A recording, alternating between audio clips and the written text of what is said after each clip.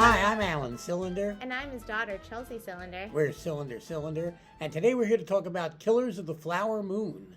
This is Martin Scorsese's epic new picture, starring Leonardo DiCaprio, Robert De Niro, and Lily Gladstone. Yes, and it also features Jesse Plemons, John Lithgow, and Brendan Fraser, so pretty big sporting cast too. A lot of people pop up in this movie. This is the film adaptation of the critically acclaimed book of the same title, and basically it chronicles the systematic elimination of the Osage tribe. The Osage tribe came into a ton of wealth when they found oil on their lands, and as a result they were targeted by a lot of white men who wanted their wealth. And by target them, I mean they literally just killed them constantly. There was murder after murder after murder so that they could get their wealth. Yes. And this story follows one of those murder cases. This story has many murders all in one, but it's within one family. This is a very long and to some people slow movie. I didn't find it that way. I found it actually quite compelling.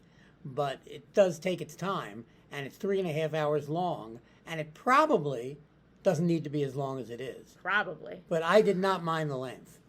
I did mind the length. I was actually slightly disappointed in this movie. I'm a huge fan of Martin Scorsese films. His last film, The Irishman, was also 3.5 hours, and I absolutely loved that movie. And if that were longer, I'd still be watching it.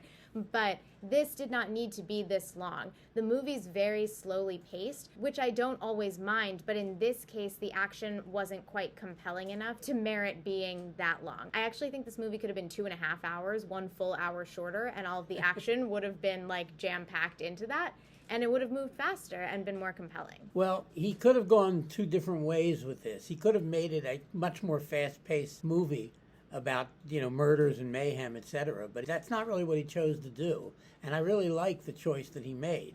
A lot of people may not. But I thought this was a really great film. And it has some really strong performances, particularly by Lily Gladstone and Leonardo DiCaprio, who is in almost every scene. Yeah, I agree. The performances were great. And I think the movie is very well made. Oh, it's extremely well made. Extremely well made. I mean, Martin Scorsese. What do you expect? It's going to be well made.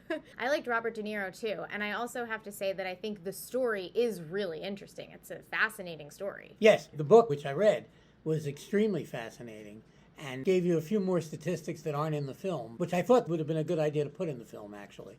But that notwithstanding, I really have nothing but praise for this film. This is currently in theaters, and I would give this movie 5 cylinders. 5 cylinders, wow.